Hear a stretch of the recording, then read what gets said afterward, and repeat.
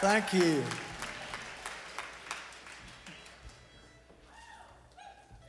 Wow, what a welcome. Thank you so much.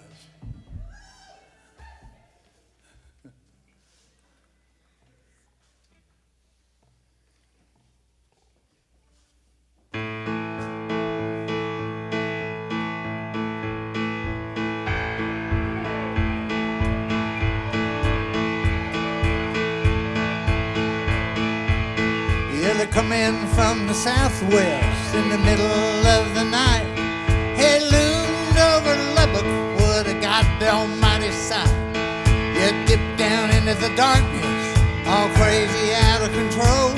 Hey, throw it around that panhandle down till it couldn't throw it around no more.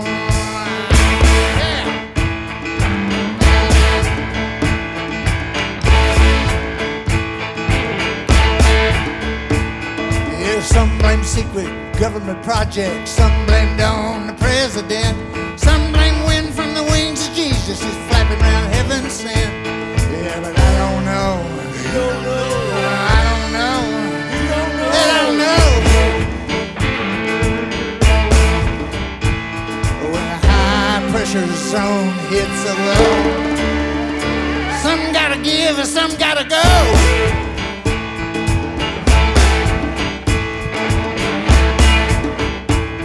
Like a vampire over the Broadway, showed no moral code. It'd take out a mighty church of God and leave a honky-tonk by the road. Yet tiny creatures went flying right out of Prairie Dog Town. They smack up against the Great Plains of life, little bones in the rain falling down.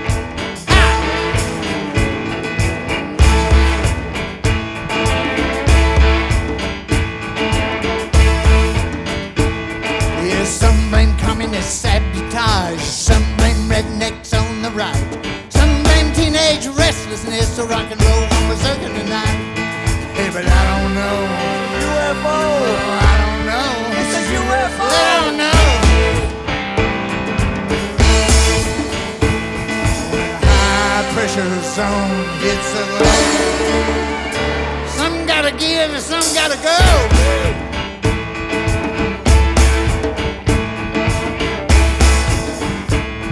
There's hubbub on the hub, laid a city to its knees. Sweet memories beneath the rubble, shattered glass, broken dreams.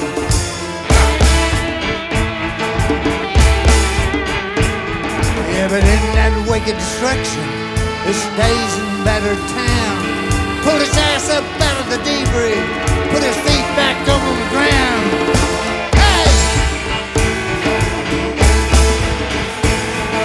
Some said it was a ghost of Buddy, some said the ghost of Cain. Some said the soul of the prodigal son who just stumbled back home again. Yeah, but I don't know. It's a tornado. I don't know. It's a tornado. Maybe so. When a high pressure zone hits a low, some gotta give and some gotta go.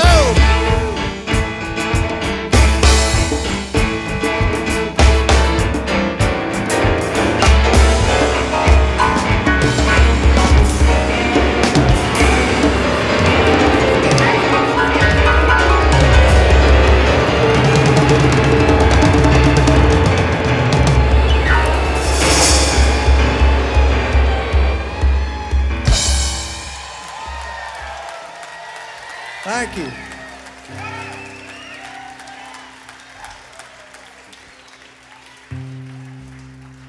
Now I'd like to introduce the actual Lubbock tornado, my wife, Jo Harvey Allen.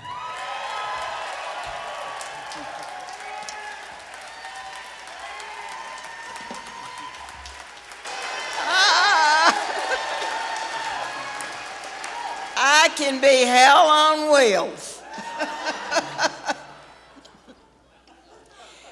In the late 50s and the early 60s in Lubbock, usually on a warm summer night, loaded down with bootleg beer and whiskey, 5 or so carloads of us would head out to the cotton fields south of town. We'd park in a circle with the headlights aimed in, tune all the car radios to the same station, and dance in the dirt to the music.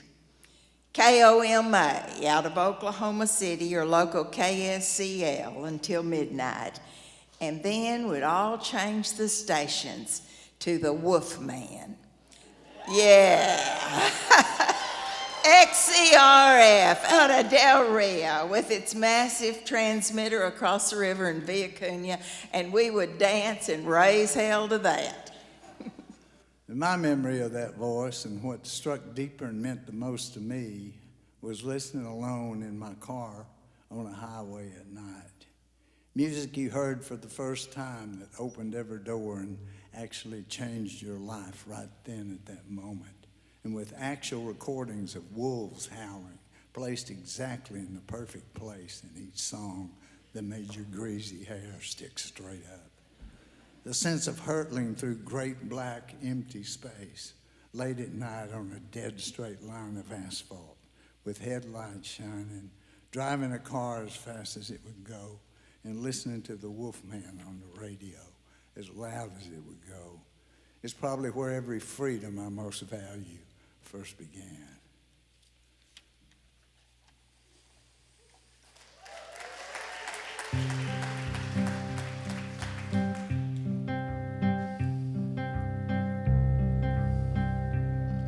Ellie took his first release on a highway in 1953, a green Chevrolet, and is carrying an awful load for just a 15-year-old, until he laid his mind on the center line and pulled up the radio. Going 100 miles an hour down the blue asphalt line, listening to the Wolfman of Del Rio. And he didn't give a damn about the trouble he was in. Yeah, deep down in his soul, he just wanted to go.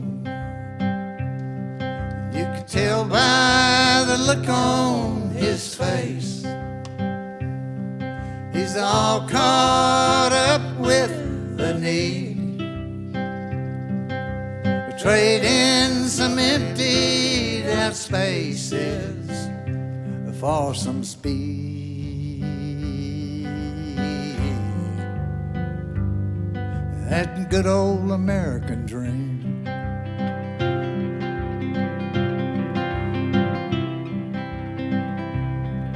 And she took her first release on the back seat of a 1961 black V8 Ford. She just give up all control on that vinyl tuck and roll. Hey, breathing hard with a dark-eyed boy that she barely even know. Going 100 miles an hour down the blue asphalt line, listening to the Wolfman of Del Rio.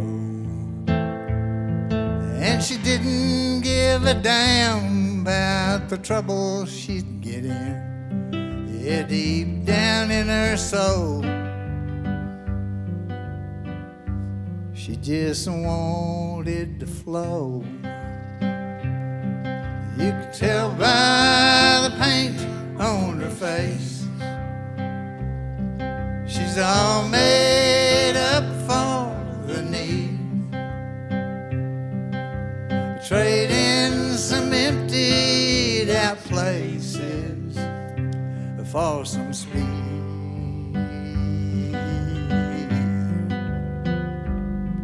That good old American dream.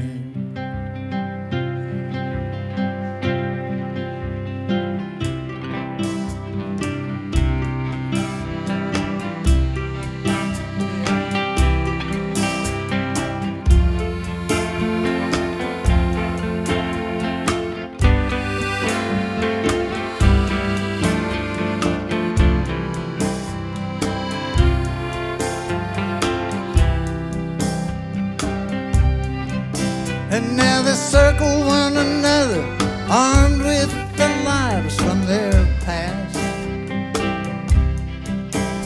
And they fight to the death for their lives until the bad feelings pass. And they sit and they smoke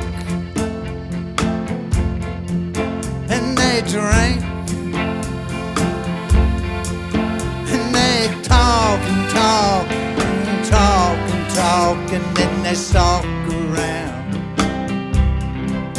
like they're looking for something they've lost that can never again be found.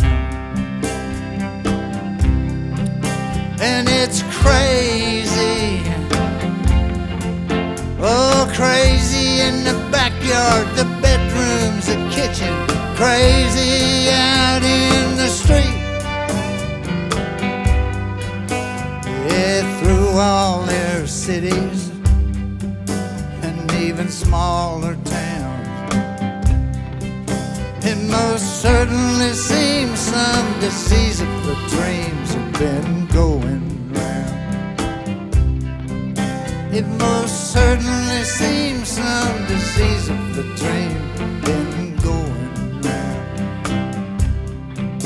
They're going 100 miles an hour down the blue asphalt line, listening to the Wolfman of Del Rio.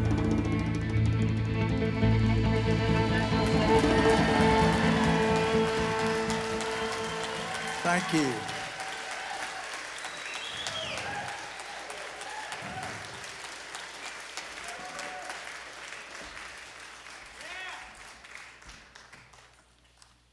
Well, I seem to have forgotten my paper here.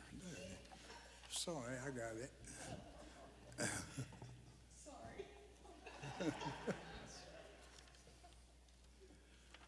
Denny's on Sunset Boulevard in L.A. was the kind of place that any time of day you might sit down at the counter and order a cup of coffee, start talking to a stranger, and 24 hours later find yourself in some remote jungle in South America. In the late 60s, usually after hitting the bars, it was our all-night hangout and meeting spot. I don't remember anybody actually winding up in South America, but some did find themselves on various occasions in several strange and never anticipated situations the next day. It was a very mobile environment with endless refills and all possibilities being pretty drastic. In those days, you never knew what was going to happen, and you couldn't wait. Terry and I were at the Panhandle South Plains Fair in Lubbock, walking around the Midway. Down near the Tilt-A-Whirl and the March of Dimes trailer was another tent surrounded by crude painted jungle images and signage. A giant ape with the face of a girl tearing some native limb from limb, and a scantily clad woman with a lot of hair on her face, eating a banana and swinging from a palm tree. See the gorilla girl. Watch her change into the blood-curdling beast of Africa, hellish, amazing, and alive. We went in. A kind of frumpy young woman in a sequin bathing suit stood in front of an elevated plywood stage, and as canned drums roll, she gradually began sprouting huge clumps of long black hair all over her body, and then right before her eyes, changed into a giant gorilla, chained and lunging at the crowd and roaring like King Kong. And Terry and I gasped. It was shockingly real. What stunned us most, though, that was right before she changed, we recognized her. We knew the gorilla girl. After the show, we went back tent and asked to see her. She came out from a flap wearing a robe and invited us into her dressing area. Do you remember us? She looked a minute, then, hey, yeah, I do remember you too. She had been an all-night waitress at the Denny's on Sunset Strip. She said Hollywood was okay, but she got tired of it. She said she was ready for something new. So when this Gorilla Girl gig came up, she jumped on it. She told us she started the job in Tarzana, traveled all over California and Arizona, and now after Texas, they were talking about taking this whole act down to Mexico or Brazil somewhere. She said she liked waitressing, but she was made for the carnival life.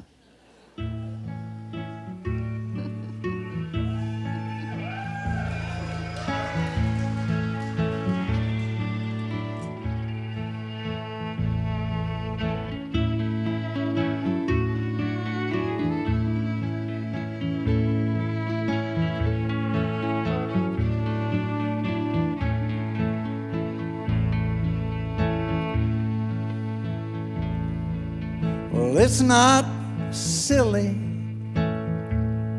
when she brings you your chili to grab a cracker and distract her with a crunch, a cracker crunch,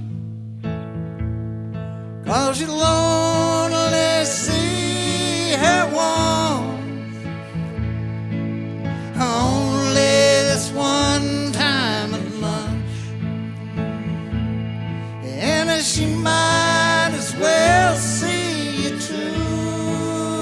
Oh, it's the last time, it's the last time, it's the last time you're passing through.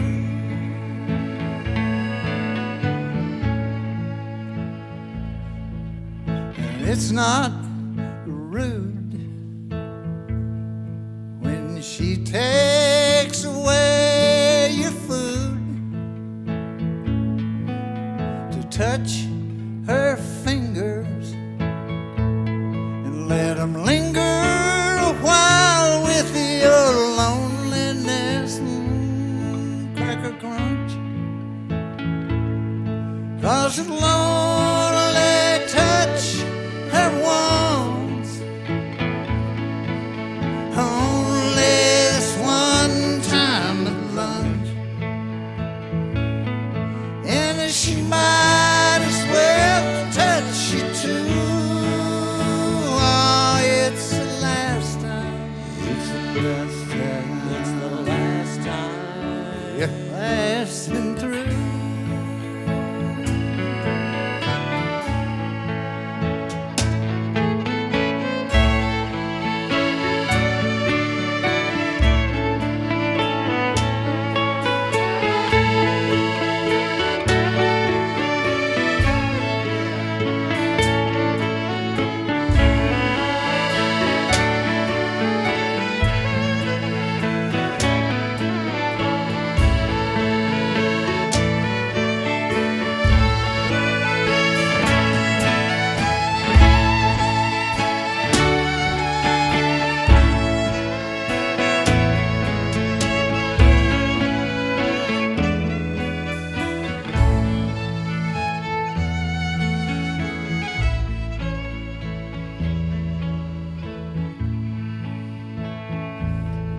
Yeah, so it's not strange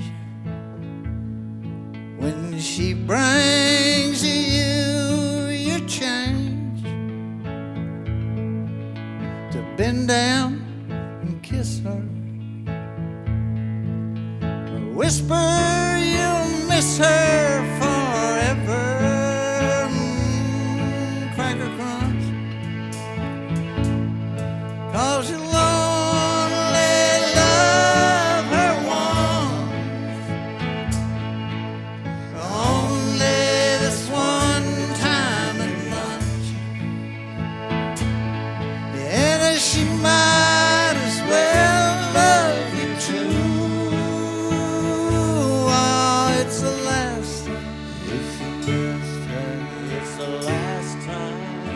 you're past.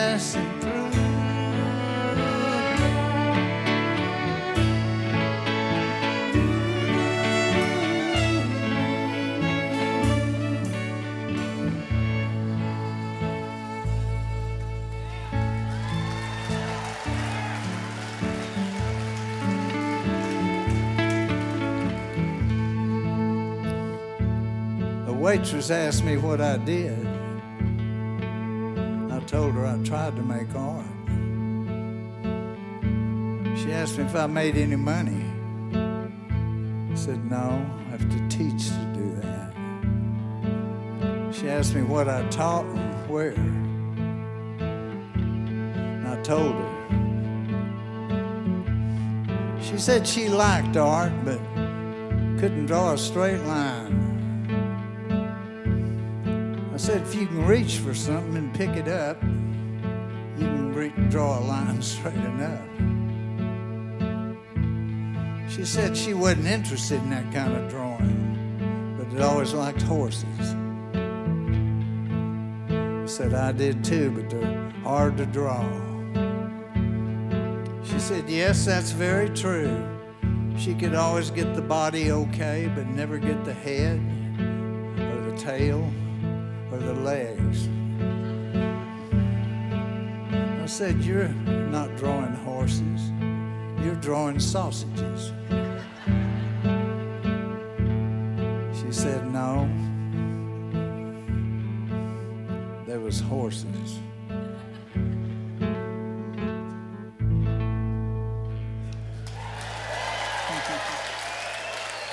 Thank you.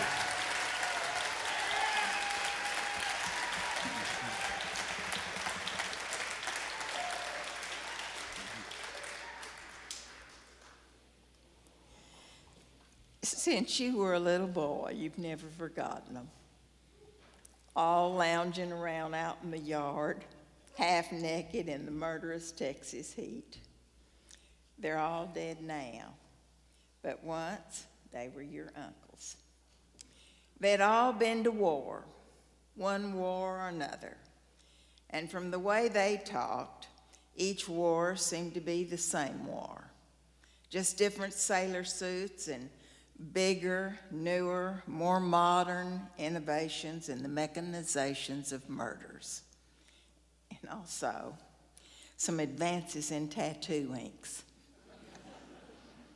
All these uncles and half your cousins had joined up with the Navy or the Merchant Marines, and all of them were on your mother's side of the family, and all of them grew up on a farm out on the desolate flats of the Texas Panhandle.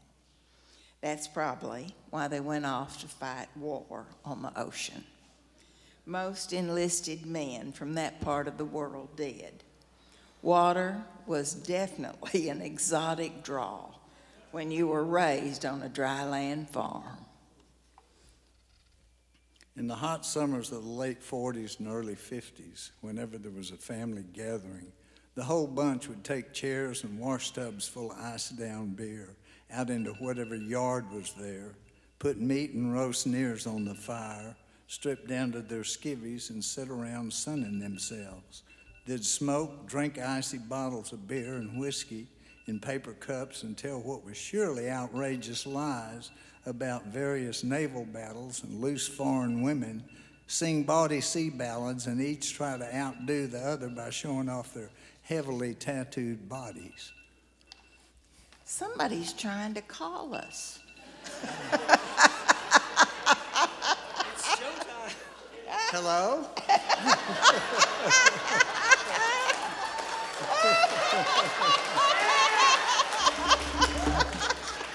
It was one of my uncles.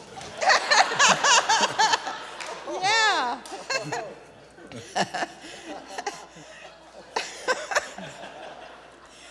Oh, you never know. From the time you could barely crawl, you would sit in the dirt beneath their feet and gaze transfixed at them, mesmerized by the pictures on their skin, and trace these fantastic images slowly with your fingerprints, imprinting them in your memory.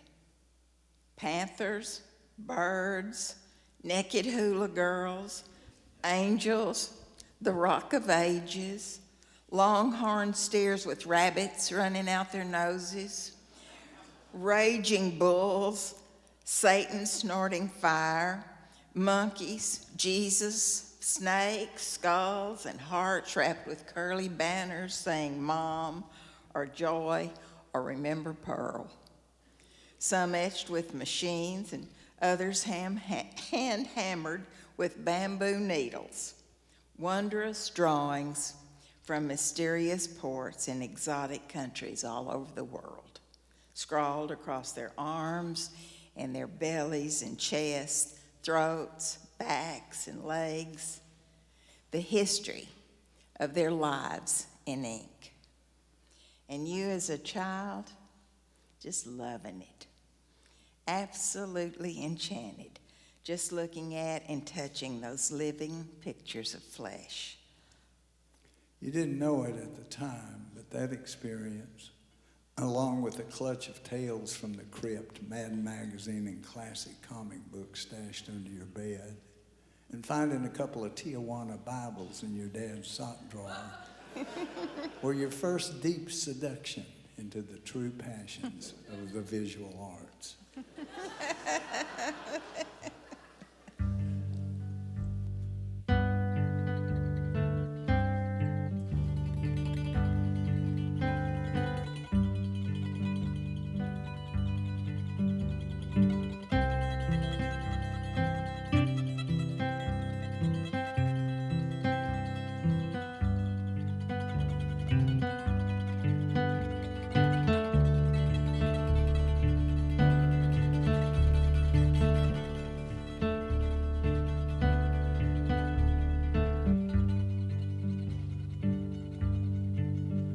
I'm sailing out on the ocean, baby, sailing on a deep blue sea.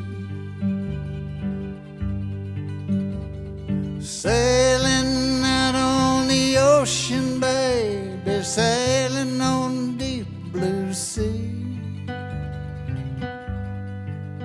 And just trying to keep my ship from burning out from under me. Yo-ho-ho, yo-ho-ho. Oh, something's made me crazy, baby. Something maybe made you crazy too. Yes, something's made me crazy, baby. Maybe something made you crazy too.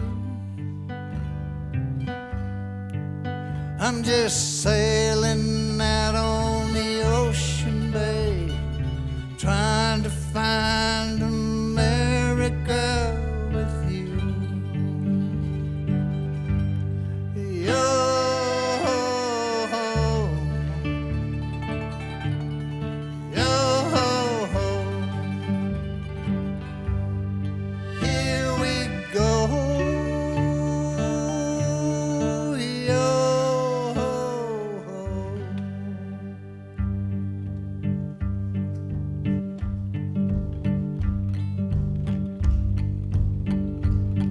I'm sitting here on the banks of the river, looking out at the other side, wondering if we're ever gonna get there, wondering why we're never satisfied. Our big old white boys cross the ocean, little bitty ships the whole world round, got no notion where they're going, what they're doing, or what they found.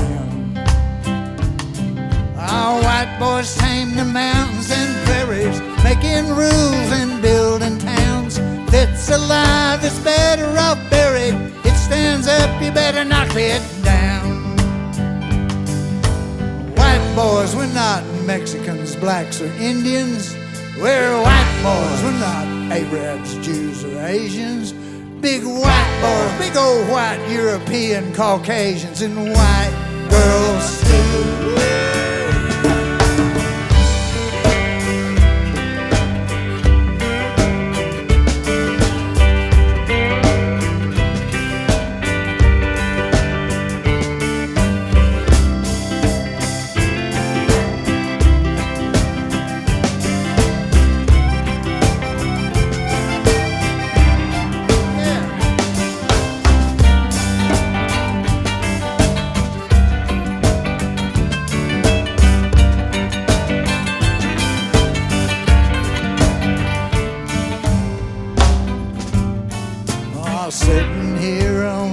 banks of a river, looking out at the other side, wondering if we're ever gonna get there, wondering why we're never satisfied. Hey, big old white boys, fat with plunder, satisfying our every need, rule the world while we get dumber, name of Glut, our Lord and greed.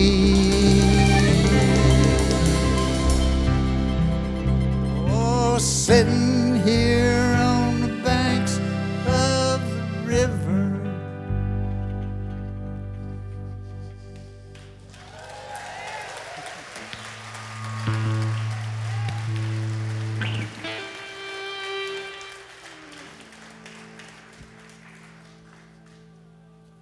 When your cousin finally came back from the war, he lived in a trailer out on the flats north of Amarillo.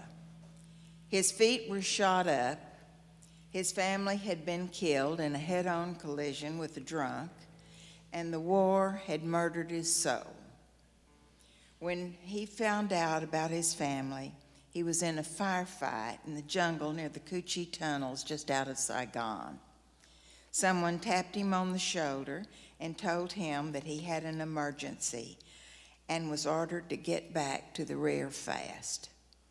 Less than 24 hours later, he was in Amarillo, standing in ice on a cement porch in the middle of a blue norther, looking at the front door of an empty house.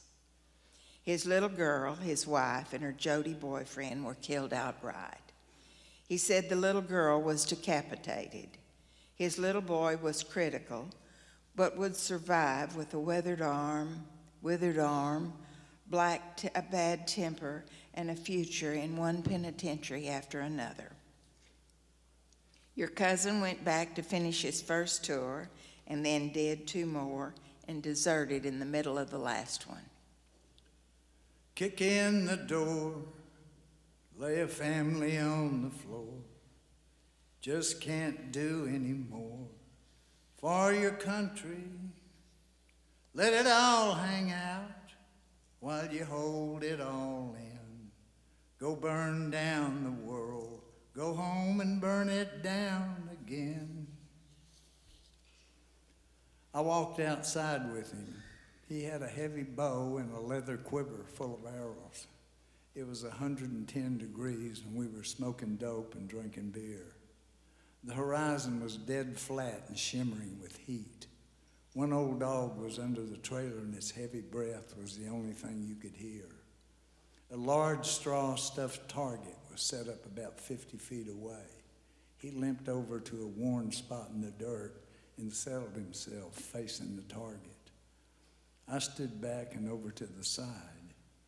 He pulled an arrow out, stuck the bowstring in the notch, raised it up, pulled back, and aimed. I watched his face. It was the emptiest thing I ever saw. He shot the arrow and it hit the target. He notched and shot another one. It's ancient, he said. Old as fucking Asia. Every time I let it go, something a whole lot deeper and older gets let go. I always feel better. Then he shot several more, very deliberate and cold as ice, all stuck close together near the center of the target. I might go compete professional. I think I might have been meant to do this shit since the day I was born, but he wasn't. Over the years, his latest wife would call and say, well, he's gone again. He'd become what is called a tripwire vet. He'd quit whatever job he had and go off into some deep wilderness, armed to the teeth, with several of his vet buddies for months at a time. They'd try to get away as far as humanity and as far as they could, do a lot of drugs and live like they'd lived over there. Never panned out very well. My cousin OD'd in the late 90s and then on a New Year's Eve outside of Tacoma.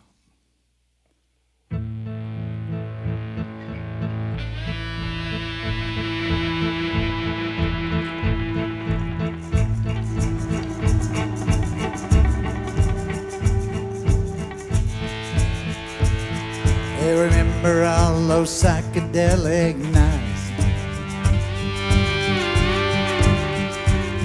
When your head come loose and floated into the lights, and all them girls without any tops at all, down the dirt. After the fall. And remember how all the fantasies worked. The little flags in front of the track homes by the church. It's a wonder anything's left to hurt at all. Down in the dirt. After the fall.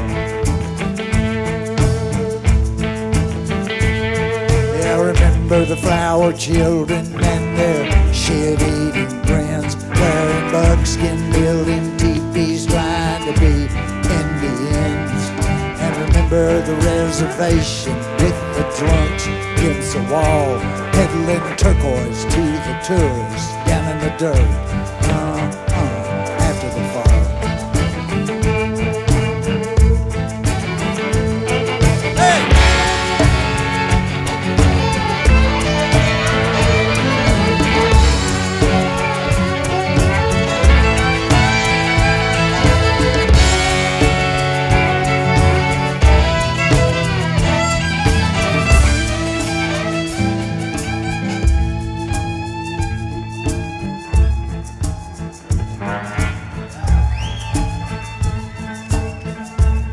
Yeah, remember the holy road running red,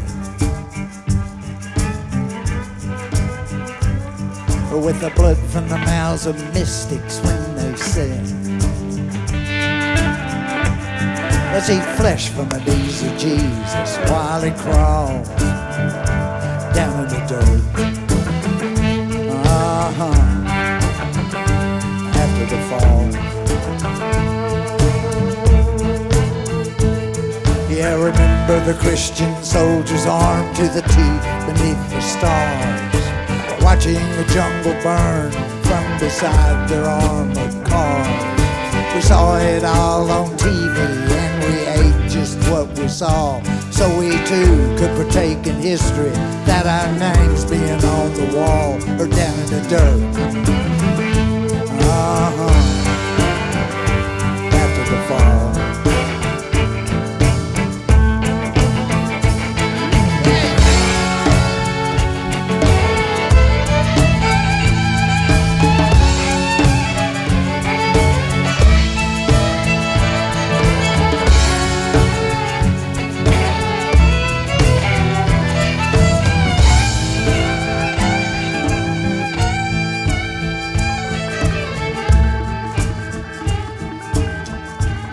Yeah, remember all those psychedelic nights,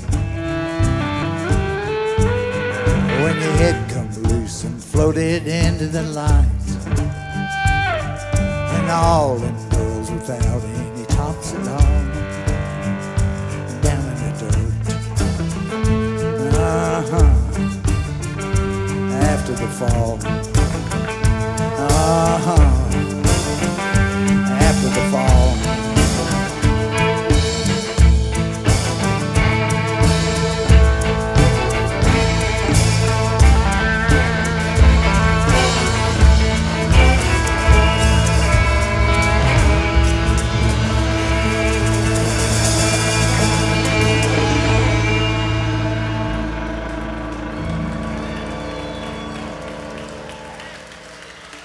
It's Richard Bowden over here on the fiddle.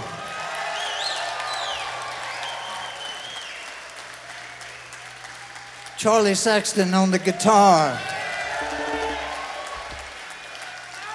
Davis McLarty on drums. My son Bukka Allen back here on the accordion. My son Bale Allen on the djembe. It's the Panhandle Mystery Band. You know, I was born in Wichita, Kansas, and I didn't stay there very long, probably about 30 minutes, and my folks moved me to Amarillo, where I spent the first 2 years of my life in a house that my folks dearly, dearly loved. And they loved it so much that when they moved to Lubbock, they took the floor plans with them. And when they got enough money in Lubbock to build their own house, they built an exact replica of the house in Amarillo. And that was the house I grew up in. And years later, when my dad died and my mother kind of came unleashed and bounded around a while, and I went to California. But my mother decided to go back to Amarillo and get that original house. So she moved there and went and talked to the lady that owned it and tried to buy it, and the woman wouldn't sell it. So she moved down the street a couple of blocks and waited for this woman to die. And she did. This woman died. And my mother bought that house and furnished it exactly like the house that was in Lubbock. So when we'd go visit at the holidays or whatever, whenever we visited her, we'd be going to the exact same house I grew up in, but it was 113 miles north in another town.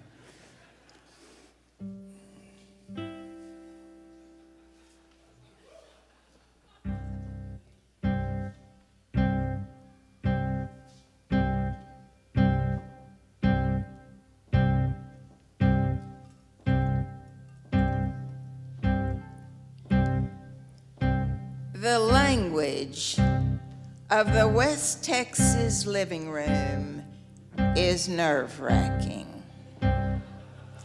Walking in on it from the front door, one usually encounters a typical and absolutely vicious panhandle geometry. The first thing encountered is a couch that is perfectly framed between heavy pea green drapes and perfectly centered beneath a window that is perfectly centered on a knotty pine wall. At each end of the couch is an identical table with an identical lamp placed exactly in the perfect, shiny, waxed top of each. Then, perfectly centered in front of the couch is a matching coffee table with a large square glass ashtray placed in the perfect center of the shiny waxed top of that. The entire tableau is so perfectly centered, it makes your butt hurt. In fact, you feel as if you sit down and you don't sit in the exact perfect center of the couch. The whole room will turn upside down.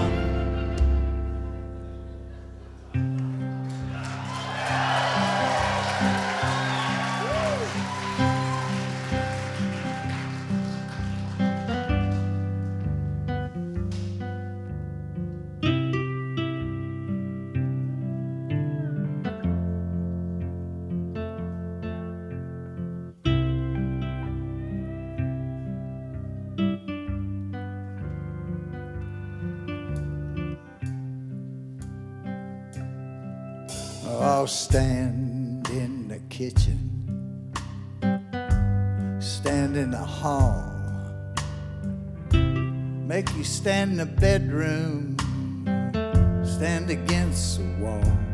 But you better hold on, you better hold on to the house. I'll stand in the den, stand in the bath, make you stand in the living room, if you can stand to call it that.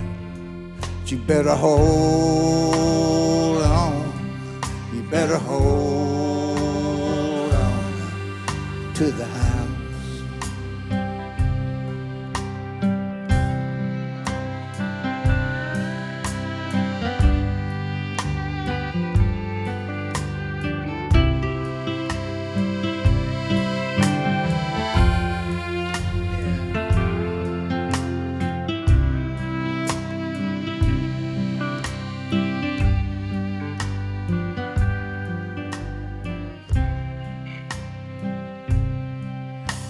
Close up the windows, pull down the blinds, barricade the door with all the furniture you can find. You better hold on, you better hold on to the house. You better hold on, you better hold on to the house.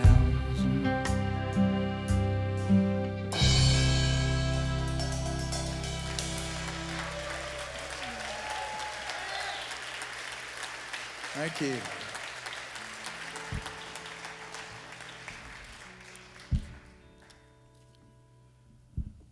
Flying over the jungle of northern Cambodia near the Thai border, below, black columns of smoke rise in every direction from flaming pyres of clear-cut trees. And everywhere, death craters from Nixon's bombs, his moonscapes of bones and secrets still there after decades.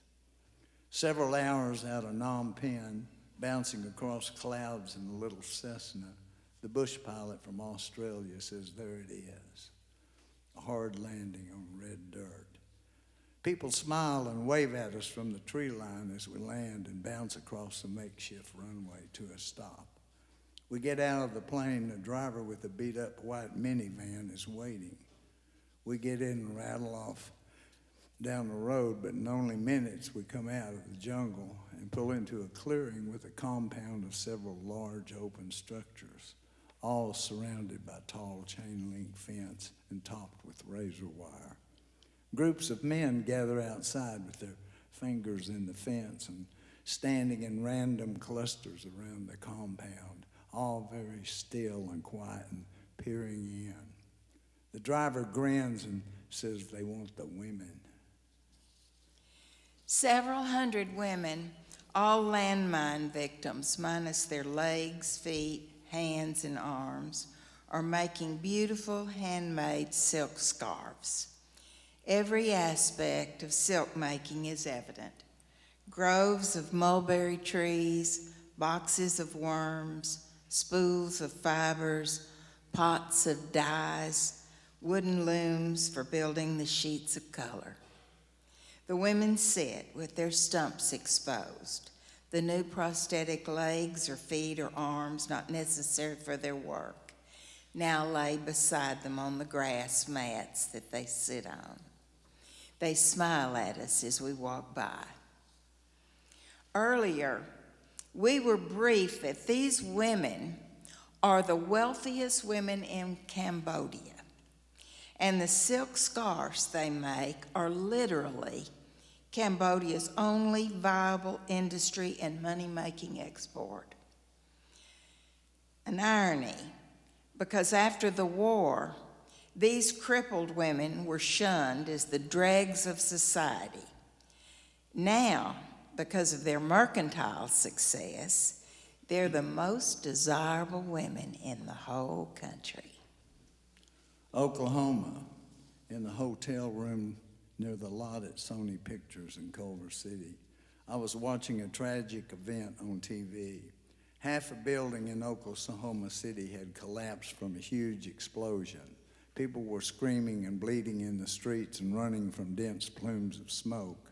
Emergency vehicles were arriving, and national news organizations were cutting into regular programming all over America. Many dead and injured were small children crushed by stone and shredded glass. They were in a daycare center in the bottom floor of the building. Later on TV that night, I watched two doctors crawl out of a hole pulling a woman whose leg was gone. She had been trapped deep in the rubble, and the doctors had dug their way down to her, and using a bottle of whiskey for anesthesia and 2 pocket knives, they cut off her leg and pulled her free. A year later, I was watching a TV special on the anniversary of the bombing. The woman whose leg had been amputated was getting married. Showed her dance her first dance with her new husband and her new leg.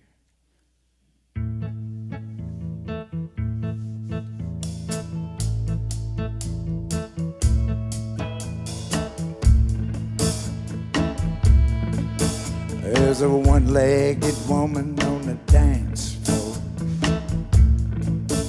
That her one leg so pretty she don't need no more.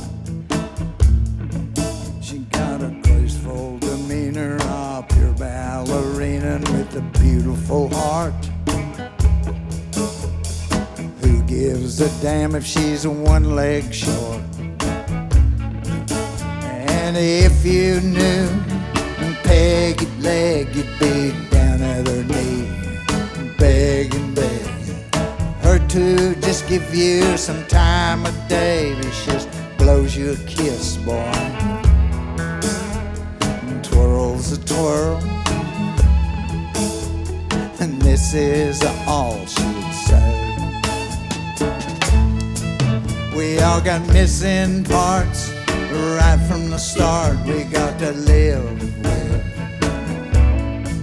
About all a body can do is just stumble on through what God gives to it.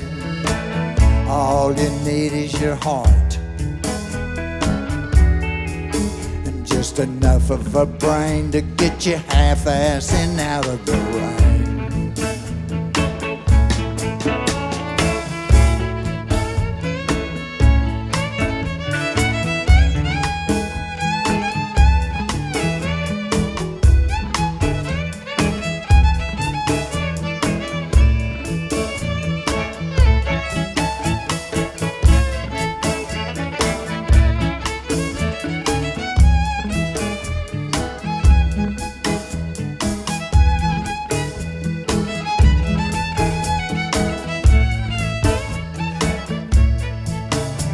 The one-legged woman's on the bandstand.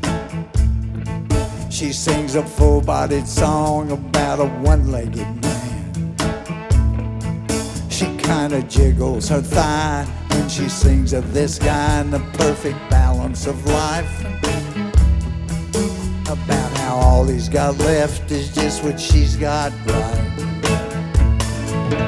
And if you knew Peggy'd leg, you'd be down at her knee and beg for her to just give you some time of day. But she just throws you a kiss, boy, and twirls that twirl, blows you away.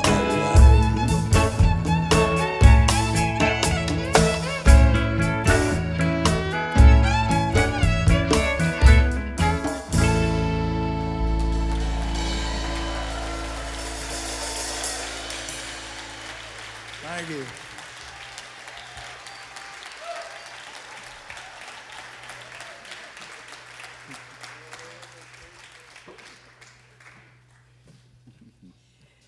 Sometimes your folks would drive 113 miles north to Amarillo to your Aunt Zavilla's house for Sunday dinner.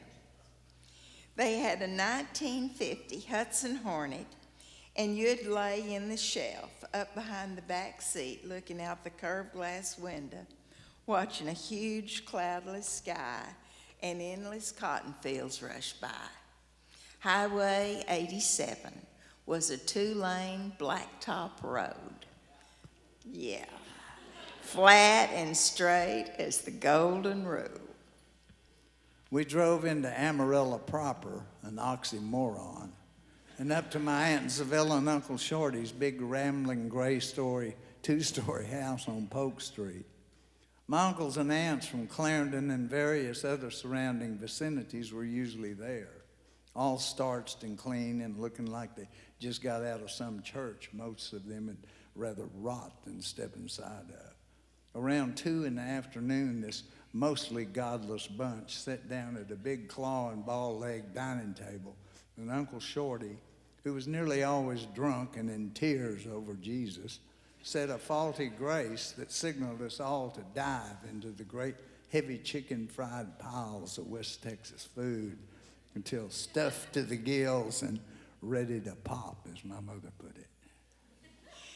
After the meal, after a dessert of much bourbon-spiked coffee, hand-cranked ice cream, and a kaleidoscopic choice of homemade cakes and cookies and pies, the women cleared off the table and disappeared, rattling and gossiping into the kitchen. The men got down to business. Besides being a devout drunk and religious depressive, Uncle Shorty was also a dapper little barber and a compulsive gambler. Somehow he had managed to get hold of floor plans, dense rendered plats, showing about everything there was to know about the structure and substructure of every major bank in downtown Amarillo. He said he won this treasure trove of architectural secrets in a card game. And in retrospect, of course, that makes no sense at all. But however, he acquired them on every single one of those Sunday family gatherings that I remember.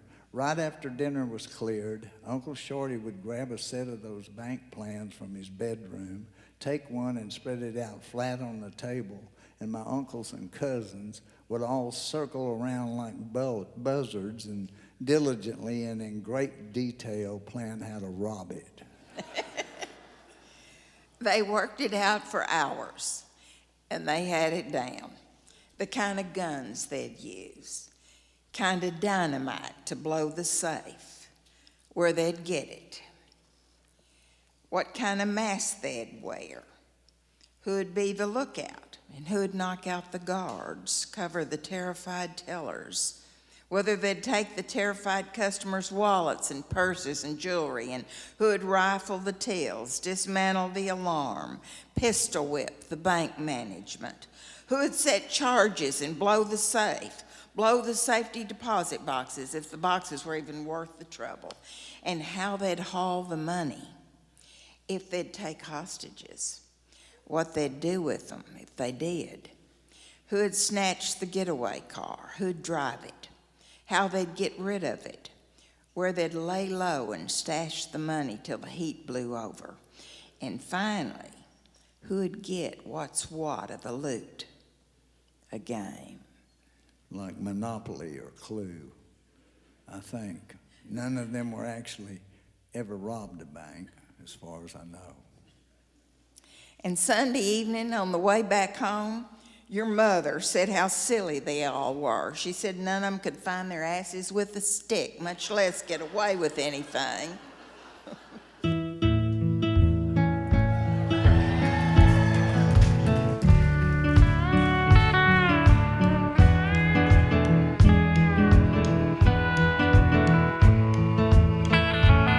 Well, I'm a high, straight, and plain view, side betting Idaloo, and a fresh deck in New Deal. Yes, some call me high hand, and some call me low hand, but I'm holding what I am, the wheel.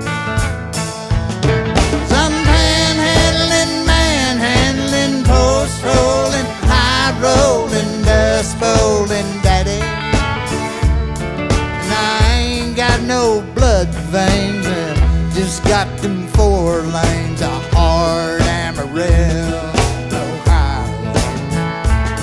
Yeah, don't wear no Stetson, but I'm willing to bet, son, that I'm big a Texan as you are. This girl in her bare feet sleep on the back seat, and that trunk's full of pearls and lonesome. I'm manhandling, post holding, high rolling, dust bowling, daddy. I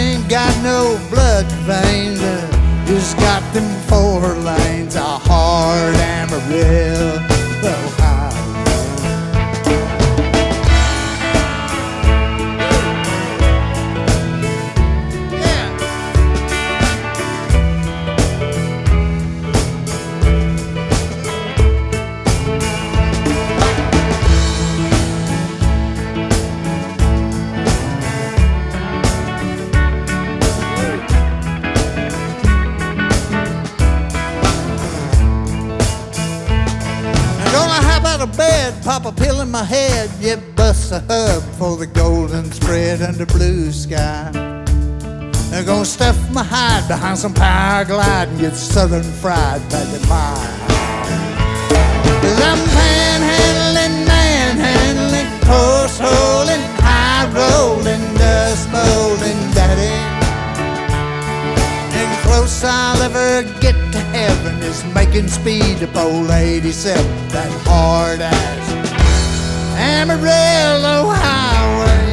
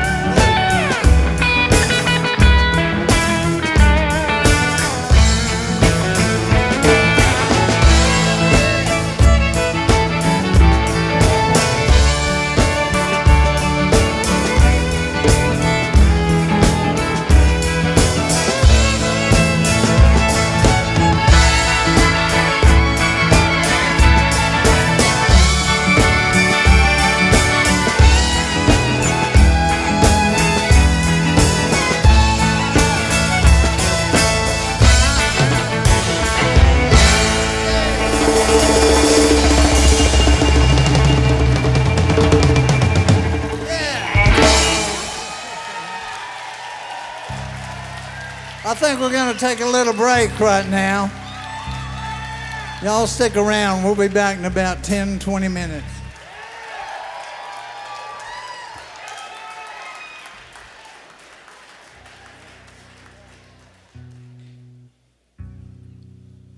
It's the only song I've really got about New York.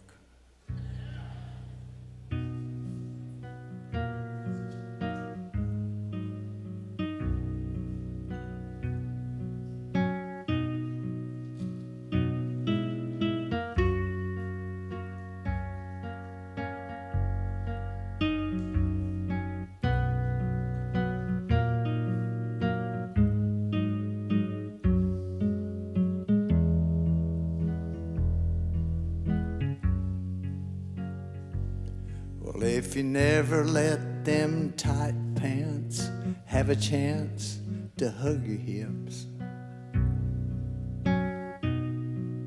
Manhattan bluebird, girl, you done yourself wrong.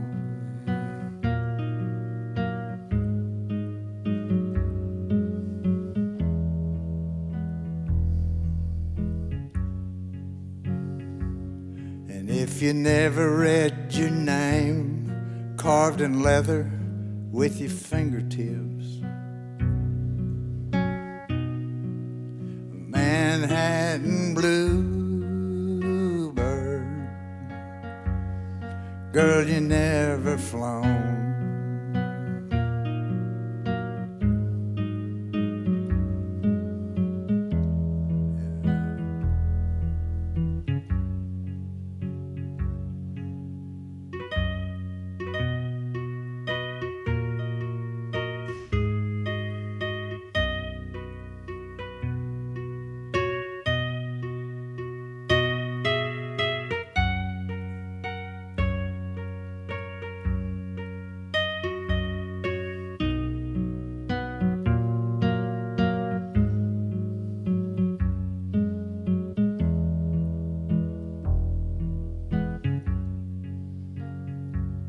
And if you never let that a honky-tonk, the jukebox, sing for you,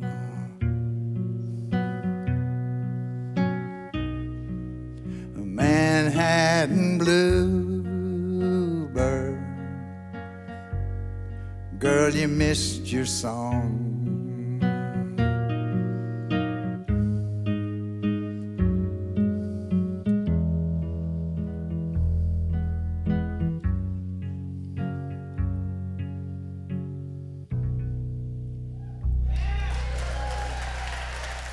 Thank you.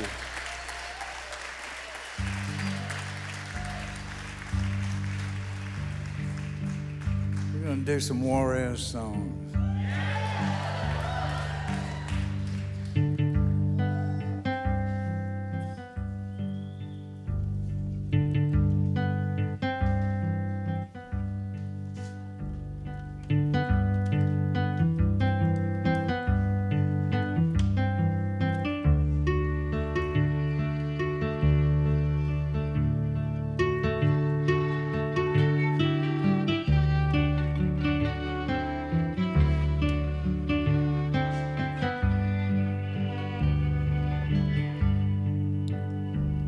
Well, I am Texican bad man, and I got a pistol in my hand.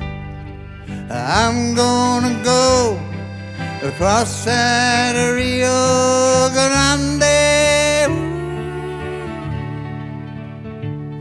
Well, the women are willing and life is thrilling, gonna make me a killing in Juarez. I'm gonna meet me a fine senorita. I'm gonna tip her my hat when I meet her. I'm gonna take her out and dine her on tortilla. Ooh. If you love her, you bought her. If you didn't, you ought get a little off that daughter from Juarez.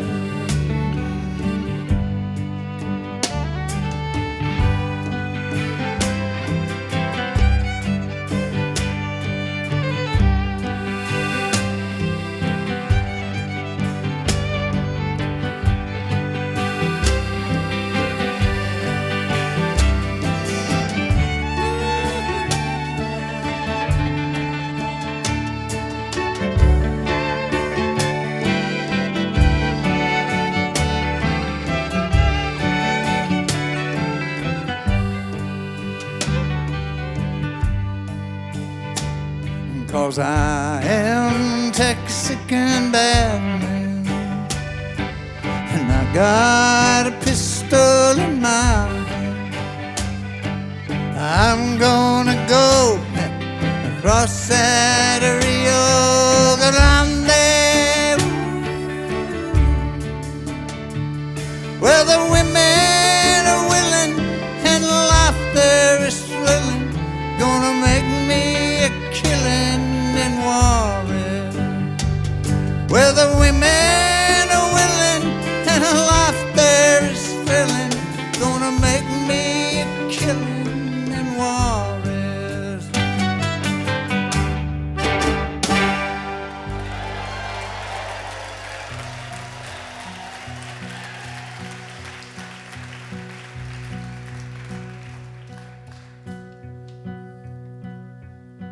Well, I remember her in the trailer at night, with her hair all wet and black and rolled up tight, with the ribbons around her fingers waiting for her hair, with the visions of a dreamer curling through the air.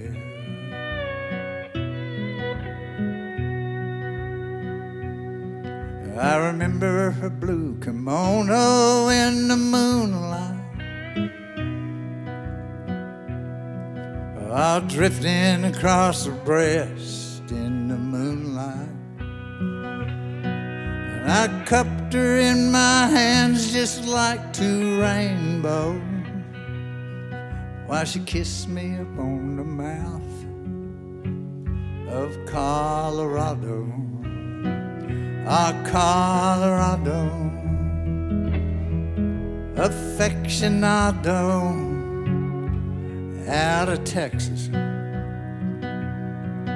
yeah, down to Mexico, up San Diego, and California, Arizona, it a 1, 2, 3, 4 corners of Colorado.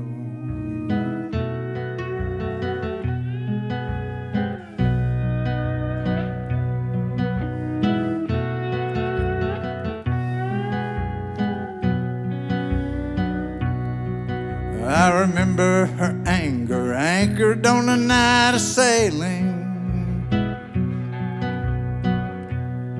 and the moon she grunt, whoa, 'cause the captain was drunk with a gypsy bitch on the railing.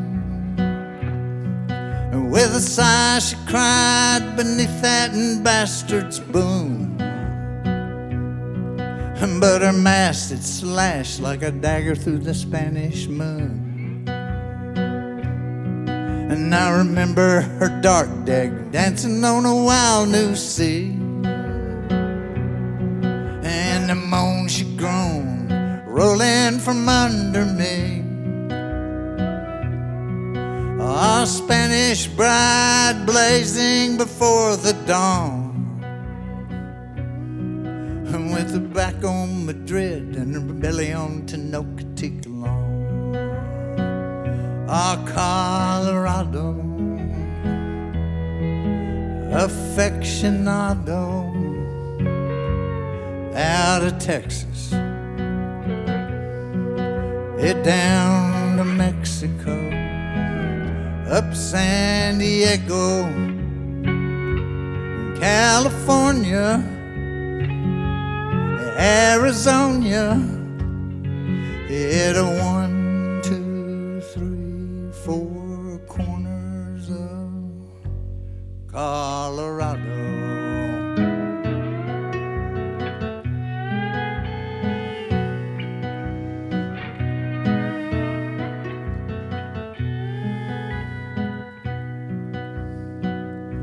SCORTZ,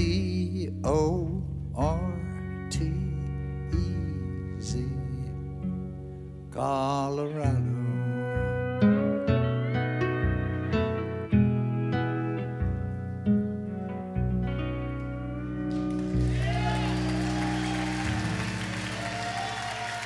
Charlie Sexton.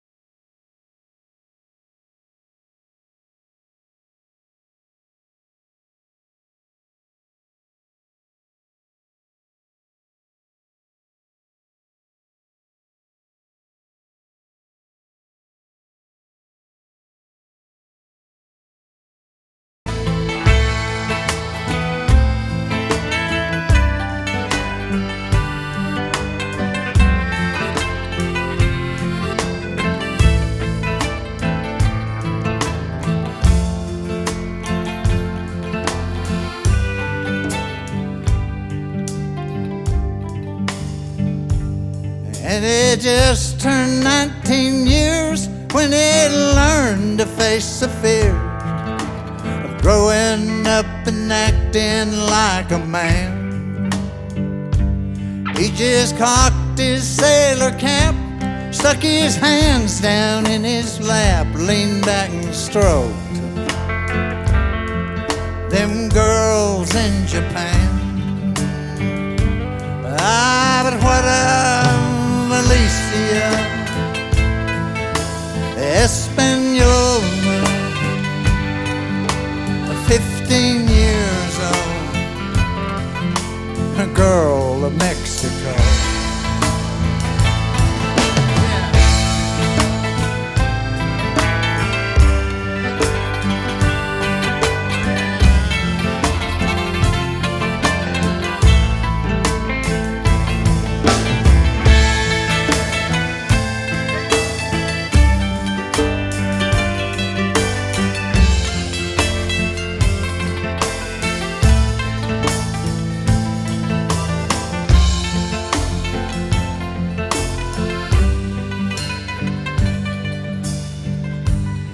And he just turned 23 when he took his final leave.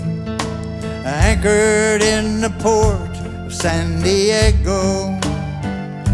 He met this border girl, oh, he fancied her body's curl, and so he married her. Then he carried her to Colorado. Ah, but what of Alicia Espanola? 19 years now, an old woman, but out of Mexico. Yeah, yeah, yeah, yeah, yeah, yeah, yeah, yeah, yeah, yeah, yeah, yeah, yeah, yeah,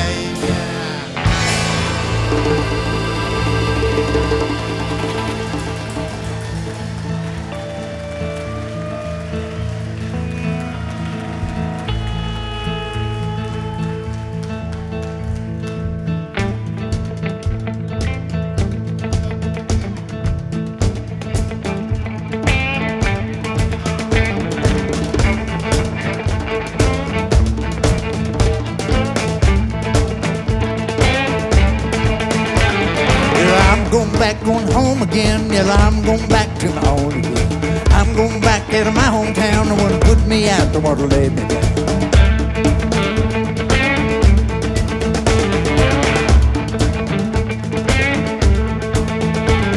Yellow wired up a car in East Fontana, I was headed for San Badu. On midnight oil, it was on the boil, and the boy I was barreling through. Yellow took a turn, about hit the curb and spun off the center lane. When I heard the crash, it was stomp of gas, and I was barreling on again. Leaving a few people dead, but I got off the road. Yeah, leaving a few people dead, but I got off the road. Yeah, ahead.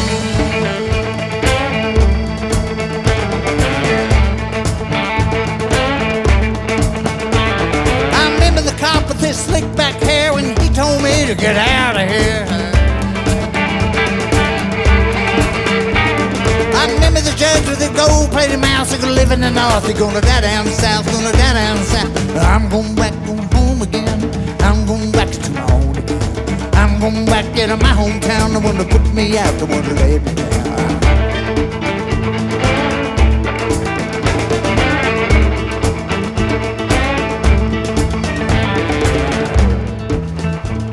Went flying through South San Badu with my mind on East L.A.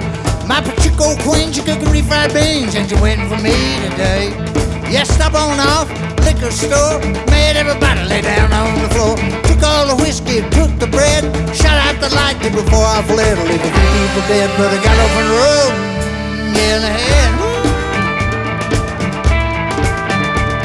Leaving a few people dead, but I got off on the road. Yeah, in the head.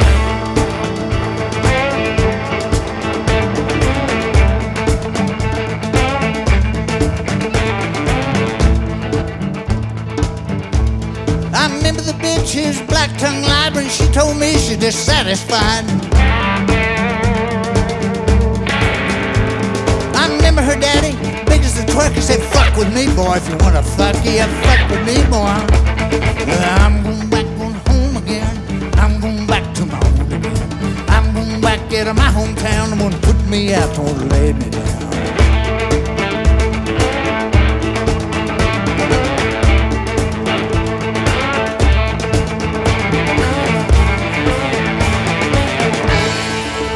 Yeah, there ought to be a law against sunny Southern California. Yeah, there ought to be a law It's putting the devil behind the wheel.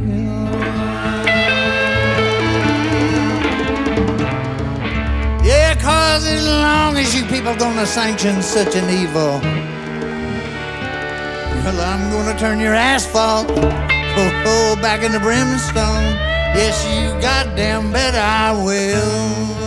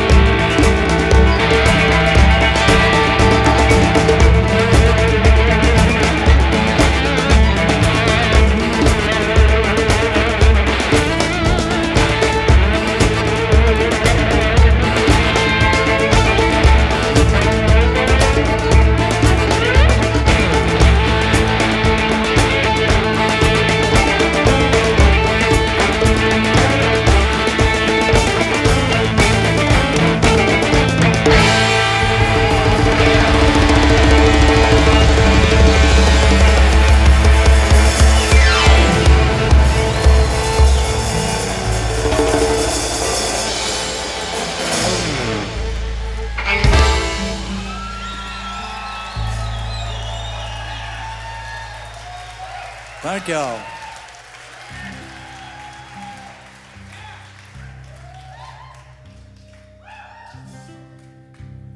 This is a song that Jo Harvey and I and Dave Allen wrote.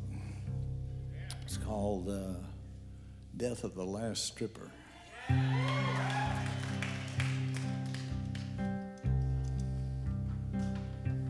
She had a boy, some guy from Fresno. Where he is now, none of us know. She had a number on some paper in her purse. That was the number we tried first. Yeah, but nobody answered every time we tried.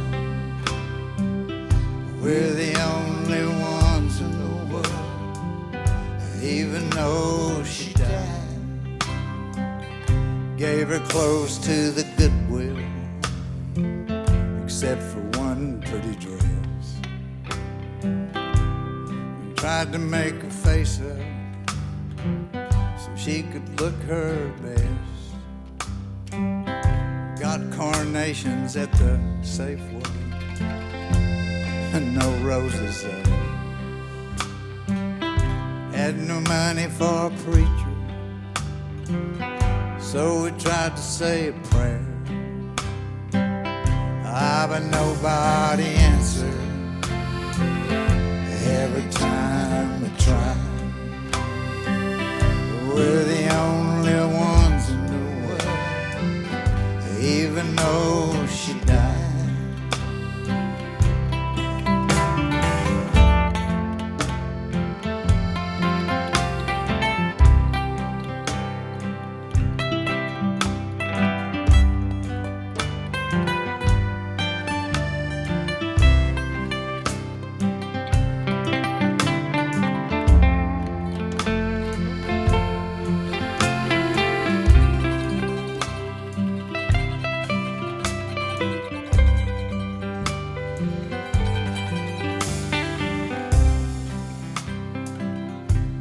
they shut down the mill.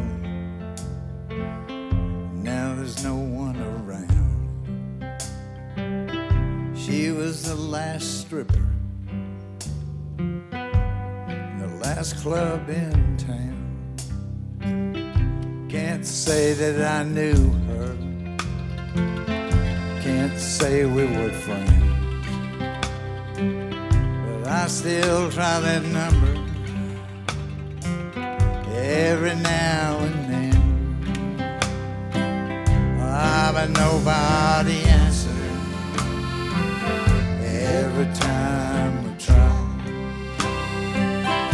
We're the only ones in the world that even know she died. We're the only ones in the world that even know she died.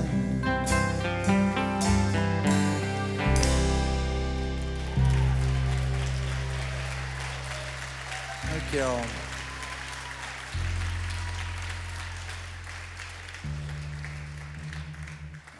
I've got to burn down some time now.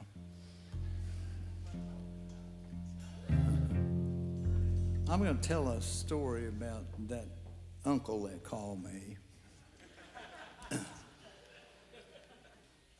He had tattoos of, he was the one that had the longhorn steer on his chest, and it was, his eyes were about where nipples are, and the nose was down near his navel, and his rabbits were running out and made a belt around his body from this steer's nose. And the horns he had tipped at his wrist, at the end of his hand, so that when he did this, it was a longhorn steer.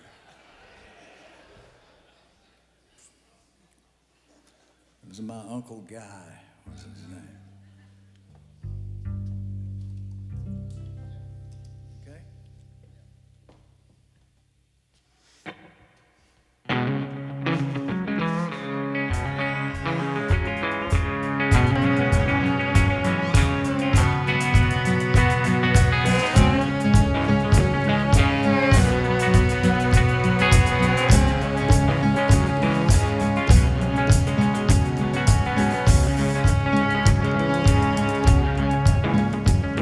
Running hard and running mean down a San Joaquin Diamond Rio with the crazy rolling wheel.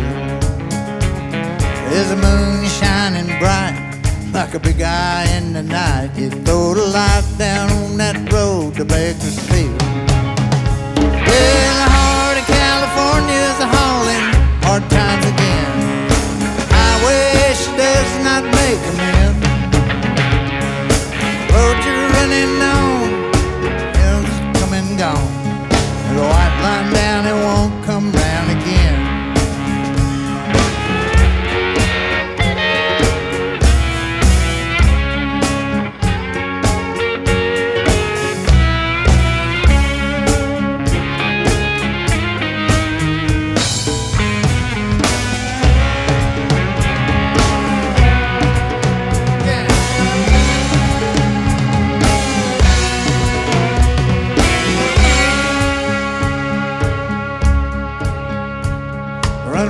And running fast, running out of gas. Diamond Rio knows what empty means.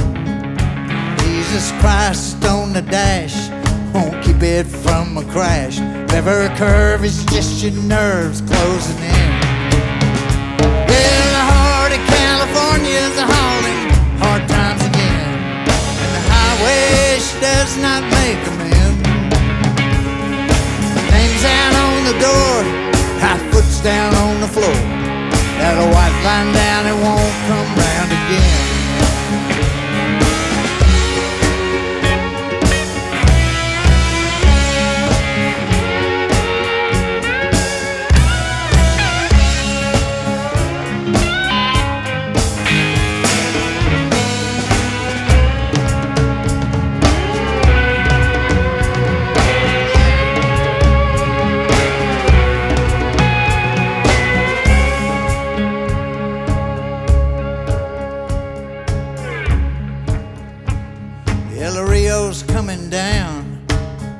outside of town, strung out between the asphalt and the wheel.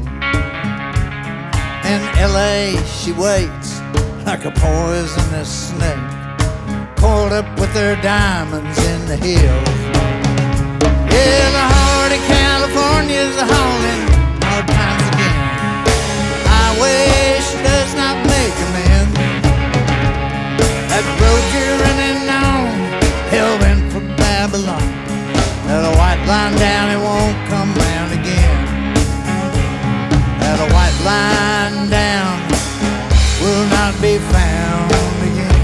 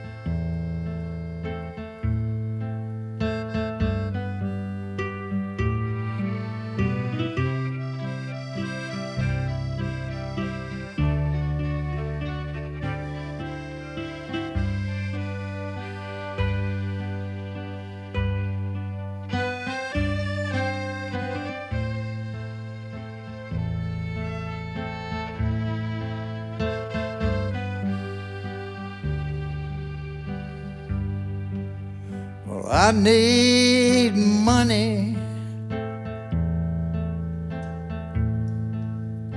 I need love. I need Cadillac to give me a shove and get me out of this uptight midnight into some limelight again. Yeah, 'cause I know my ego ain't my amigo.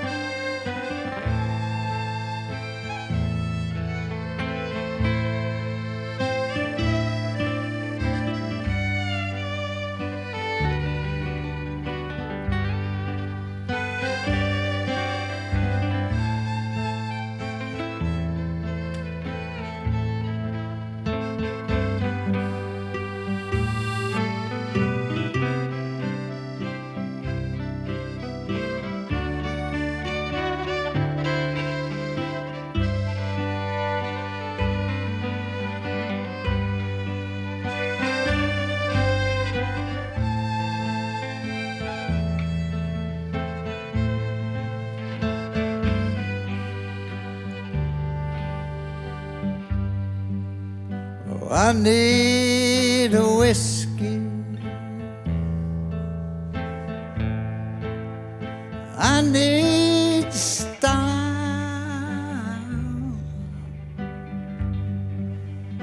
I need a job.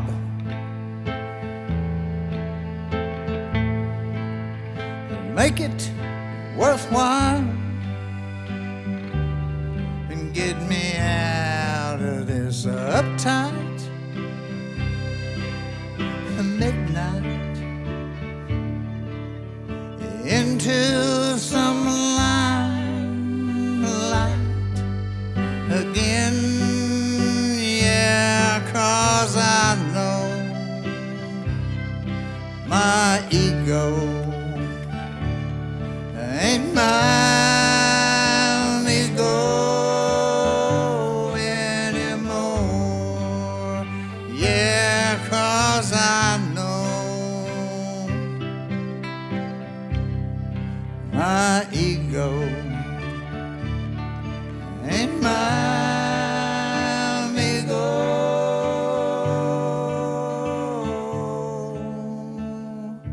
anymore.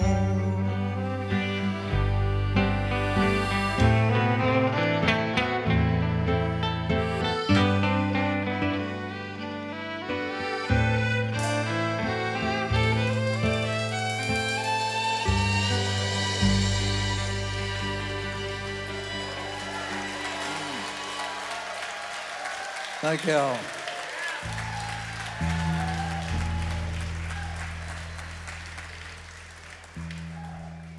I'm going to do a song a friend of ours wrote. Wrote it for a funeral, but it's a great birthday song and a wedding song. It's called Buck Naked. It's a David Byrne song.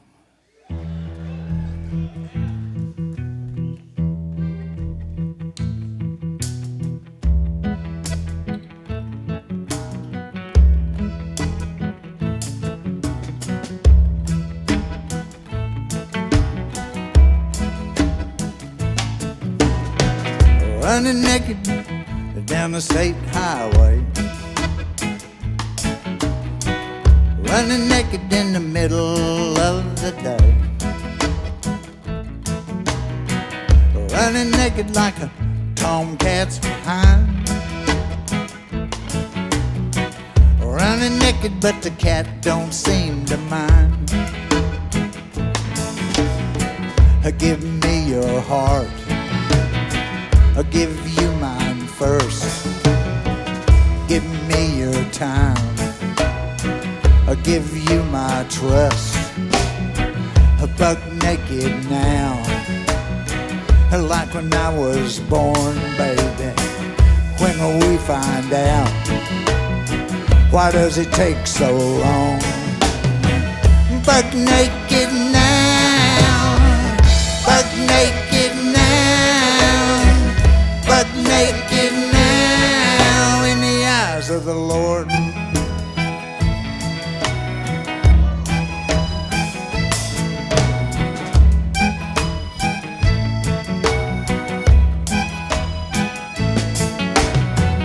Running naked like a day when I was born.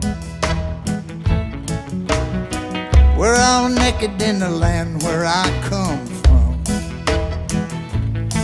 But I'm a long, long way from the great high plains now. We're all naked if you turn us inside out. Buck naked now. We ain't got no clothes, a bare ass for sure, in the eyes of God. Naked in my heart, naked in my soul.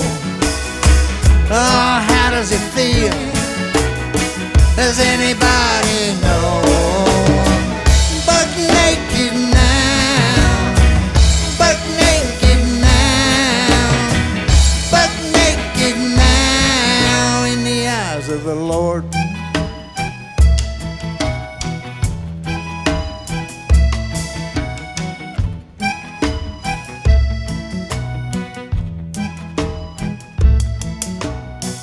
buck naked now, buck naked now, buck naked now, in the eyes of the Lord.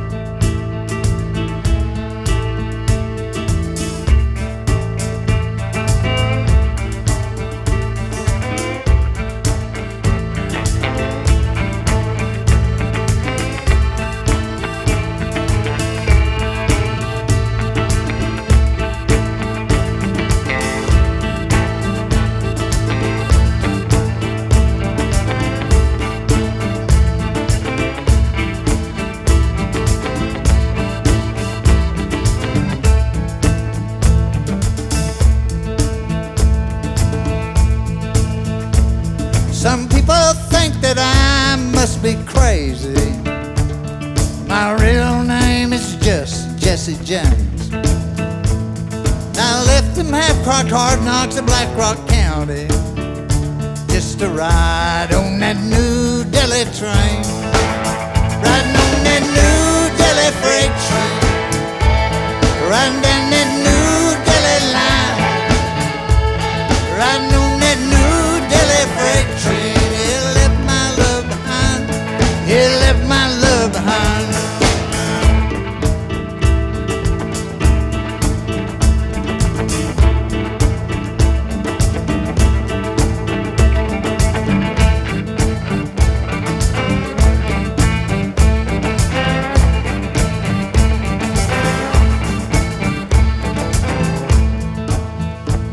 Well, I'm just a country boy without angels, I'm just a country boy without gold.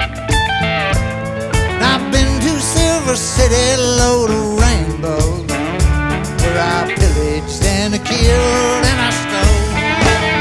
Riding on that New Delhi freight train, riding down that New Delhi line, riding on that New Delhi freight train. He left my life behind, he left my life behind.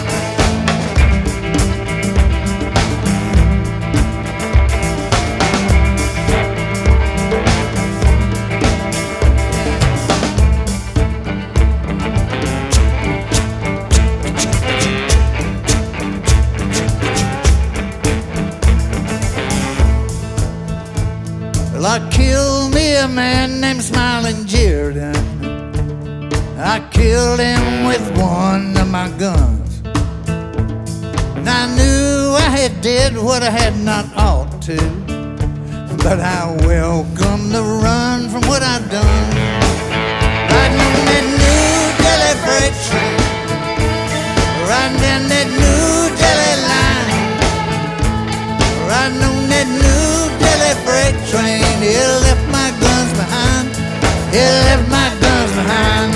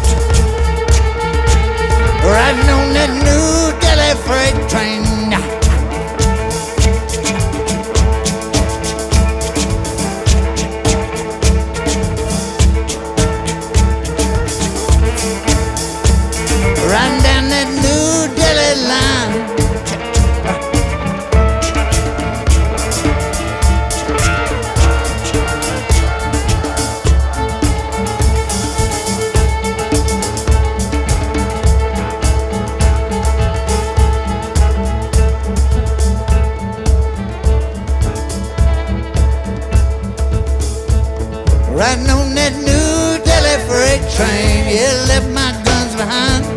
Yeah, left my guns behind.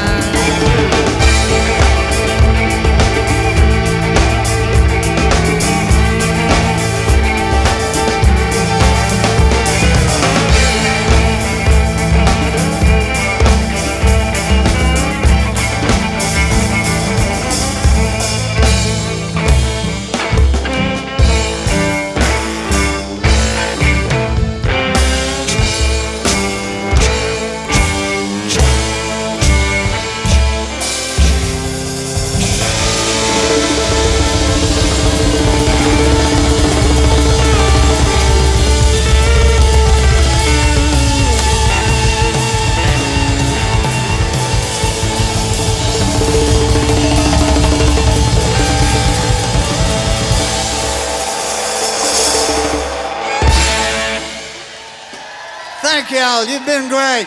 Thank you so much.